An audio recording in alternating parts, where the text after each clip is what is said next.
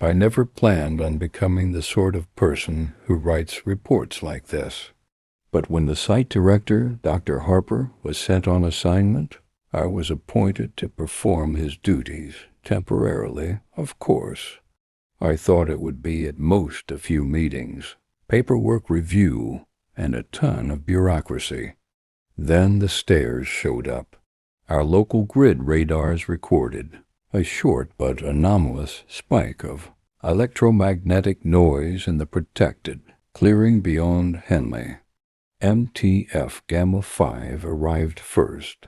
40 minutes later, I had a field report. An hour later, I was looking with my own eyes at something that changed my understanding of the word anomaly. In the middle of a pine wood on a small logging clearing stood a plain concrete flight of steps, 6 steps leading upward. No landing, no door, no balustrade, no signs of mounting, just a fragment of staircase, as if someone had cut out a section and attached it to the air. To the touch it was cold, grainy concrete, completely ordinary. "Captain," Sergeant Myers said as I stepped closer, "we've established a perimeter. Cameras are online. We checked local reports. Nobody reported this earlier. I don't like jumping to conclusions. We work by protocol. First tests are remote. We launched a drone camera from 3 positions, set sensors in a 20-meter radius, ran a spectral analysis of the surface, and took soil samples 1/2 kilometer from the perimeter. All instruments showed the anomaly only within the staircase itself. M-wave fields, several anomalous microfluctuations in the magnetic field, and what looked like a slight, localized distortion of the gravity field, all values at the edge of instrument. Error, but repeatable. Late in the evening, after a short briefing, I gave the order. First expedition, D class. Standard procedure. Minimize risk to staff. We configured the cameras so nothing would be missed. 2 ultra-wide lenses, 1 macro at eye level, several microphones, helmets with biometric telemetry, recording to the site's local server. I was strict. No one was allowed to improvise. D2931, I announced over the PA, looking at the man in the orange jumpsuit. Execute the ascent per procedure. The first stair is the one you step on now. Understood? He nodded. His hands were shaking, but the guard beside him kept his voice under control. Begin, Myers whispered into the radio, and I heard my own heart beating too loud. D2931 put his foot on the first step. Nothing. The second, still nothing. Third, fourth, all the same. Concrete underfoot, the sensation of support, as if walking ordinary stairs. He didn't hesitate, didn't pause. Through the microphones, we heard clear footsteps and heavy breathing. On the 5th step, he stopped, as if assessing something, and said without particular inflection, "I don't see anything. Just the usual sky." No voices. I leaned toward the mic. "Continue." He took the final step, and he vanished. The overhead camera kept panning, but the frame showed only air and a breeze stirring dry pine needles. No flash, no remains. No sound, neither a cry nor a tearing noise. A second later, a metallic interference filled our headsets, and the biometrics on the server registered loss of signal. My God, one of the guards breathed. Myers tightened his jaw so hard I could see the tendons stand out. We waited. No body, no fragments, nothing. I ordered no approaches, quarantined the perimeter. We brought up a mobile lab. What if a particle had adhered to the stair surface? We scraped concrete chips from each tread and ran. Microscopic analysis, no anomalous materials, only ordinary Portland cement. The next DD1147, the same. Steps, normal support, a shout in the headset? No, silence. The last step, disappearance. No prints, no edge marks on the stair. The third D7724 began the ascent with a different posture. He was more cautious, looking around. On the fourth step he paused and stared directly at the camera, as if speaking to us.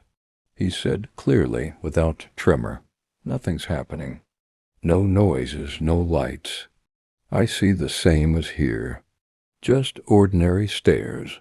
We all listened to his voice in real time. He took the final step onto the sixth tread, and that was it. Emptiness. No scream. No exhale. And immediately after, literally instantaneously, the staircase itself dissolved. Not gradually, as if someone had cut the frame. Air where a concrete flight had stood a moment before. Cameras recorded only a faint puff of dust and a wave of screens losing sync. We were stunned. 3 people, 3 ascents, and the object vanished permanently from that spot. Who saw that? I asked, my voice hollow in the dim wood. Cameras, Myers answered. All cameras recorded. But no bodies. Biometrics show heart rates stopped at the same moment the signal cut. I ordered the recording transmitted to site in an encrypted channel at once, and we began a series of recovery tests. Attempt to restore telemetry, replicate the exact parameters, sun position to humidity. I wanted every detail. If a pattern existed, we had to find it. For 2 days we worked only with data. Where D2931, D1147, and D7724 had gone was a question that wouldn't let me sleep. I convened a meeting of senior researchers, division heads, and Gamma 5 Command. We reproduced the procedure in controlled settings, drone flights, remote sensors, inspection robots with micro cameras. On every video the same picture, normal stairs up to the final tread, then empty space. No evidence of overexposure, no remnants of clothing, no radioactive tag. No one, nothing, only absence. Then it got worse. On the 4th day a report arrived of identical stairs appearing in an abandoned shopping center 42 kilometers away. Access to the site was restricted, but we managed to deploy first. I ordered increased security measures and a change of tactics. No ascents, I said over the net. All ascents will be by autonomous apparatus, robots, drones, sensors.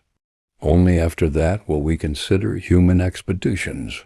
We hadn't finished deploying when base. Political officers pushed. Back, the nearby town was asking. Questions and political pressure demanded swift action. Bureaucracy proved stronger than procedural caution. Also, likely due to underestimation, the field commander decided a rapid ascent would yield more information than the slow, irritating robots. The next 3 ascents occurred at the mall. We observed them in real time. Steps, breathing, biometrics, then disappearance on the last tread. And likewise, instant disappearance of the stair flight itself into the mall corridor, where people still walked. Signals cut simultaneously at every point, as if something exhausted the channel and flipped everything into another state. When the cameras returned, nothing was left where the stairs had been, no trace, nothing to indicate where the matter went. We checked hollow micro-cameras distributed around the perimeter. No hidden tunnels or devices. The void was absolute.